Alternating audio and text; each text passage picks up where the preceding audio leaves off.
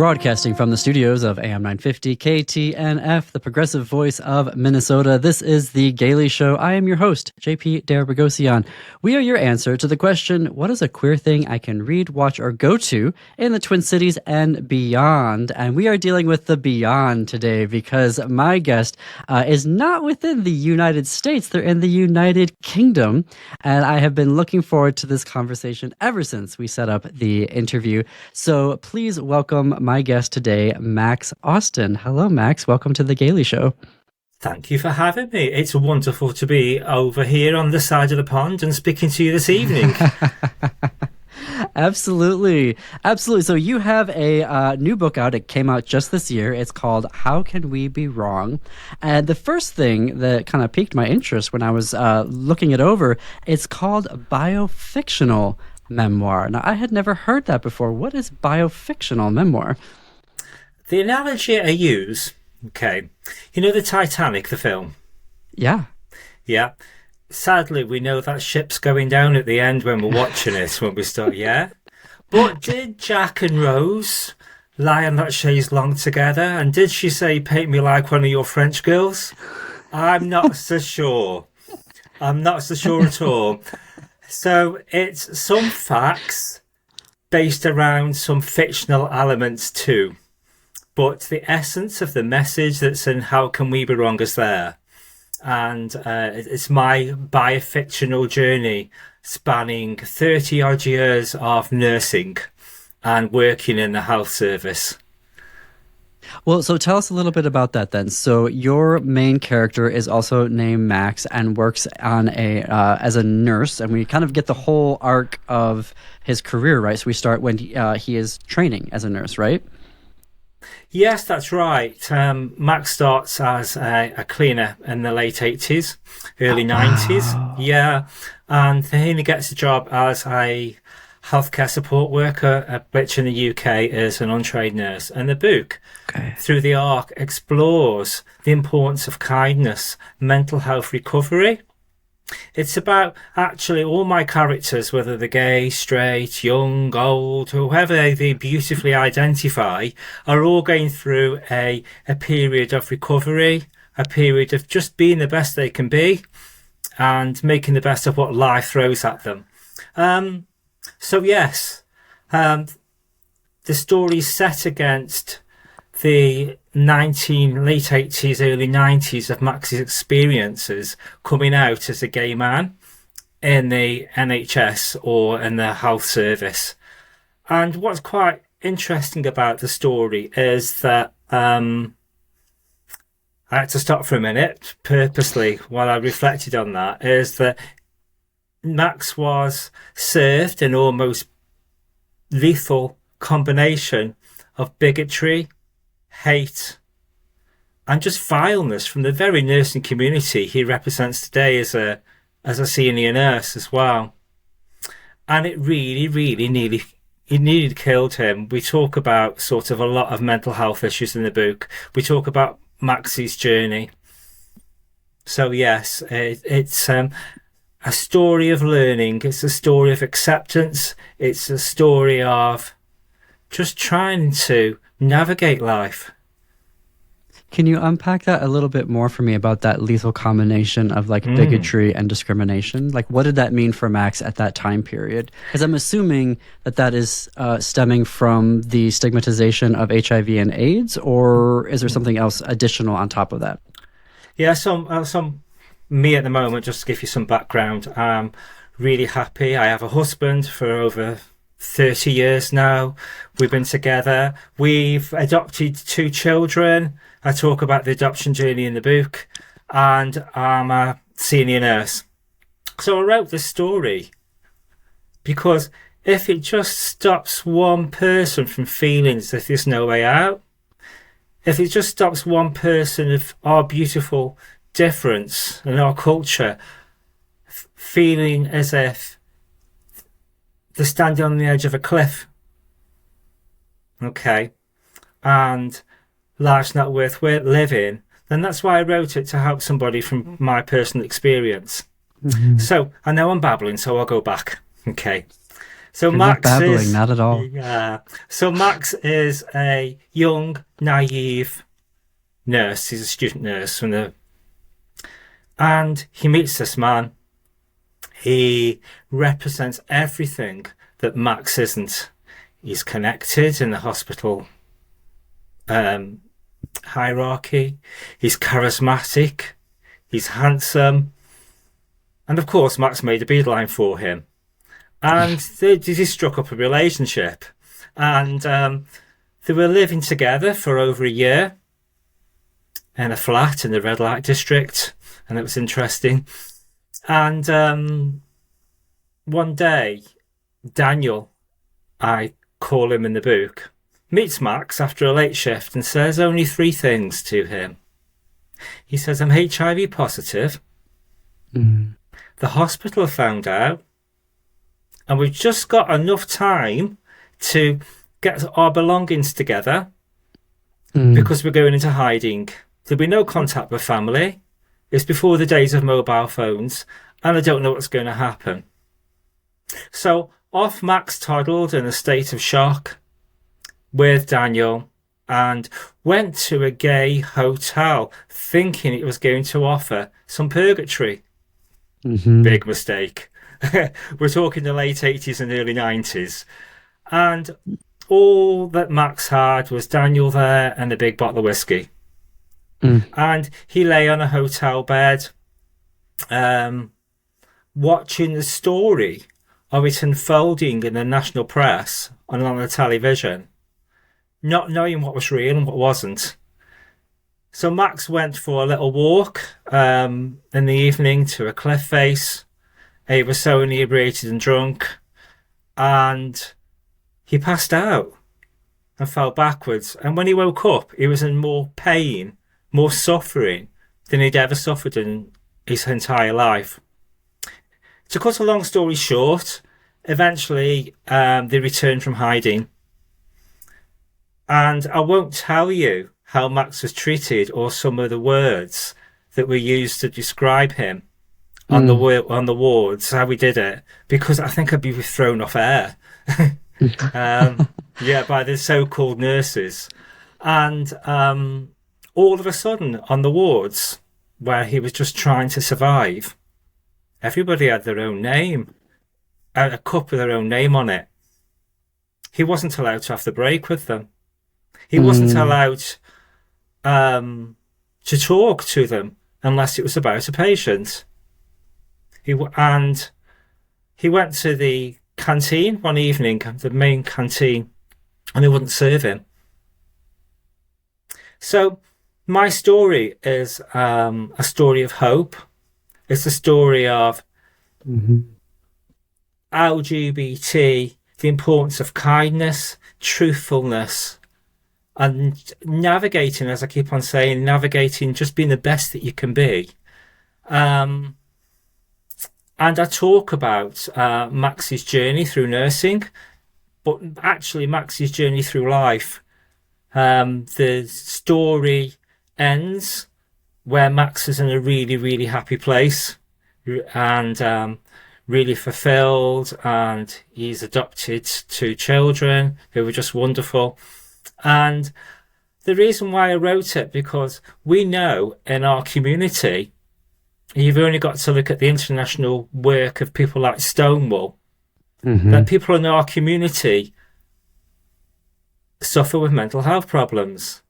Many of us use drugs or substances to manage our anxieties and our pain of rejection. Some of us have tried suicide. Yeah. So what I wanted to do is take those policies, take that sterling work off the page and bring it into reality. And if just one person reads it, and if it makes a difference to just one person, then the whole thing has been worthwhile. And you know what? I've never wrote anything before, okay, other than a clinical note. I was going to ask you about that. I've never wrote anything before in my life other than a clinical note. So this has been a new journey. But I'm so honoured and humbled by the 5-star reviews that people have left on Amazon and some of the lovely feedback that on Goodreads that people have said about the book and how it's moved them and how it's given them that sort of reflection of how they're feeling and offered that support. And what's really nice about it is that Spectrum Books, who represent me, thought that my story was so powerful that they want to do it all again with me in the spring. Yeah, so I'm just so blessed and humbled that people are getting behind me as a newbie. And it's just so humbling. So take me through the writing process. Like, it's not easy to write a book. So first of all, I mean, when did you make the decision? Like, I need to write this. I need to tell this story. Well, the story's been bubbling around in me for 30 years, and I have a little bit of a rant in chapter 5 in the book, where Max steps out of the story and says things like, just for a couple of paragraphs, the importance of authenticity, the importance of walking the walk. I think he says something like, he's a little bit radical, and he says, I'm pig sick of healthcare leaders talking about being kind, talking about inclusion, but without actually giving credence to it, and they're just words that mean nothing. So it's about all sorts of almost like coming out again to share this story to help other people. And I'm a big advocate of mental health support, and there's no shame in asking for help. Through my journey, as just said, I'm trained as a nurse, and I also trained as a person-centered therapist to support others as well. It's about that, really. That's why I wrote it, because it bubbled away for too long. I like to use this platform as much as I can to also normalize and encourage behavioral health stuff. I'm somebody who has greatly benefited from multiple therapists in my life and different protocols. And so, as a person, as a queer person who has greatly benefited from behavioral health supports and treatments, thank you for writing the book, because it is important to continue to tell that message and to make sure that people understand. And like you said, if one person reads the book, but I imagine more than one person is reading the book. Tell me about then that process of writing as it was bio-fictional. Like, how did you go through there and say, obviously I imagine that a lot of it you were able to describe because you were there, but how did you, in terms of the own memoir type of stuff, decide what to include and what not to include? Because that can be really tricky about, when you're not just writing fiction, you're like, here, I'm going to show my life. I'm going to include part of my life in this. I write about the good, the bad, and the ugly of NHS staff and the NHS experience or healthcare experience in the wider context of the world. And the first thing to answer that question is that the stories, the patient stories, they can't write a book about healthcare provision without talking about patients, because without them, I'm nothing. Yeah, they're the reason why all of those stories are loosely based on biofiction, because I'm working actively as a senior nurse, and confidentiality, professional regulations and standards, I wouldn't compromise that. So that's the first thing in that journey. The second thing is that it's the essence of the emotion that my characters are portraying. So, for example, Bren, there's a character named Bren. She's a lady in her late 50s. And book 2, she's getting older, and that it's the essence of that person, of what I'm trying to portray. And but so pretty much lots of it is real, and lots of the people are real in the story. It may be there's a character named Maria. It may be who's a bit of an Ursula character in book 1. She's not nice, but she may be a combination of a couple of people who you come across to get the essence of the story or the message that I'm saying. I use music a lot as well. The reference to the timing, yeah, that's quite moving, yeah. And there's a drag queen as well, Miss Nancy Eclair, and she's just wonderful as well, yeah. To give a whole flavour of her performing, because I don't know if you can pick up from the tone. Yes, there's some serious triggers in the book, and I don't shy away from them. But there's also a lot of humour, because that's what life's about. It's balance, and there's a lot of happiness as well. I won't spoil it for anybody who wants to read it, but the whole last chapter is just a celebration, and you find out in the very last line why it's called "How Can We Be Wrong?" I've just got a copy there. How can we be wrong? Okay, in the very last line in the book. And the next one is called "That Is What We Are." Yeah, so just a little hint, just a little teaser. It may be something to do with a certain very famous song by a certain very famous country and western performer, you know, who is renowned for supporting our community, and you know, and talk about drag queens. If I wasn't a girl, I would have been a drag queen. Is one of her favourite lines that she says. You know what I'm hinting at? Yeah. So you know, so there is a lots of humour along with the sadness as well to take it through. My drag queen performs as that very famous singer. One of the routines, yeah, and she takes through. I love that. As she goes through, yeah. So I love asking writers, because we also have a lot of writers that listen to this show. What was your writing process like? The writing process like? Oh, it's just cathartic. I write down.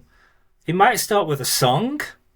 It might start with a feeling. It might start with, I don't know, where am I at that stage? And I'll just write something down, something that I see, and that turns into an arc, which turns into a character, which turns into a paragraph, which turns into the essence of the story. I draw from everywhere, and, you know, I'm like a sponge. Yeah. Somebody said I'm like a sponge that needs a good wringing out. So just to so my writing process is eclectic, to say the least. It could be a walk in the park that triggers something with a dog. Obviously there's lots of bio-fiction in the book, lots of fact, so it's a lot of reflection as well, of putting myself back in those scenarios, you know, and so nobody should still taste sea salt on the breath if they're stressed, for just wanting to live the best life. Some of the serious messages. Sorry about that. It sounds like the whole book of the writing process has been really cathartic for you. Absolutely. Not re-triggering, okay, because you know this is coming from a place of healing, okay. But it is very cathartic to reflect upon your life and where you've been and where you are now. To sound like a bad country and western song. So, I mean, speaking of reflection, I imagine that the NHS of 1990 is very different than the NHS of 2024. And I imagine also for, you know, Yanks, Americans who are reading this, they're going to think, oh my God, this is so much better in some regards than the US system. But tell me a little bit about the positive changes that you have ultimately seen the NHS taking towards better inclusion. Like you were talking about your narrator, Max, stepping out and saying, you know, I'm tired of healthcare leaders not doing the walk. What are those things that the NHS has done that you're like, let's celebrate that? Absolutely. humbled and honoured to be part of the NHS, okay, and be a nurse all this time. It's a privilege to step into somebody's life when they need it the most and be there and go on that journey with them. And part of that is with the staff themselves. Some of the inclusion policies are just really, really thorough. Looking at the research, looking at how we can change to make our society more inclusive, reaching out to people who perhaps don't access healthcare in the traditional way as well. And also what's really important to me, and I'm a big advocate, is finding your tribe. So if you look at staff networks that are out there now, I'm an active member of our LGBTQIA community. Also that partnership work as well, finding your tribe. The partnership work, through some of this work, I'm supporting other sort of charities as well around that, and that co-production work. So there has been strives. There has been, the emphasis, and it's certainly not where it was 30 years ago. However, this is a double-edged sword. I was going to ask, there was a follow-up. So however, okay, things aren't perfect internationally. And we only just like where we were before, looking at Stonewall or the NHS Confederation. Layla McKay did a big piece of research that turned into a book called the Rainbow Ceiling, how people of difference and our LGBT community just don't get on. Okay, so there's still work to do. So my lived experience, because there's nothing more powerful than lived experience, actually is there to support the policies of why it's important to be kind, why it's important to have civility, why it's important to be respectful to people, and why it's important to treat people as individuals. Because let me assure you, none of that is happening on my watch when I'm at work. I bang the drum of inclusion. I imagine that you do. You're a very strong advocate for that. You all had a very big, we're also, a progressive radio station. So you all had a massive election in July, and Labor swept the board. So are you excited or tentatively hopeful that with a new Labor government that there's going to be greater positive queer changes to the NHS system? Well, it's early days, really, if I'm honest with you, JP.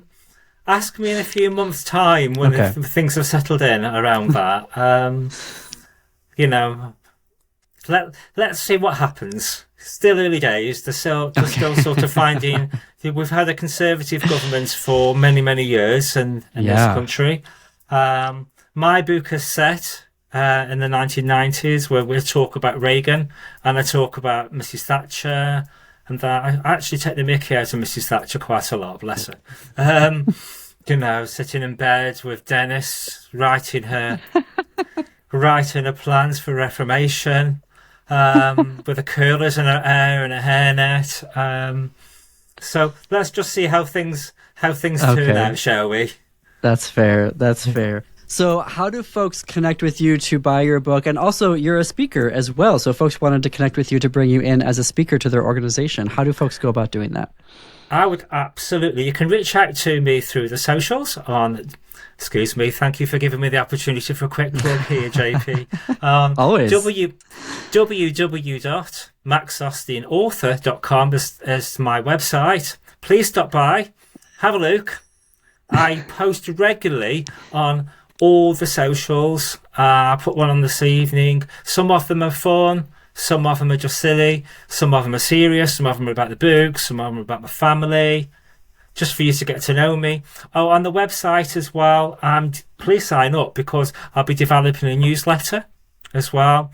I do some stuff. I'm developing a newsletter around that. As I said, there's another book coming out.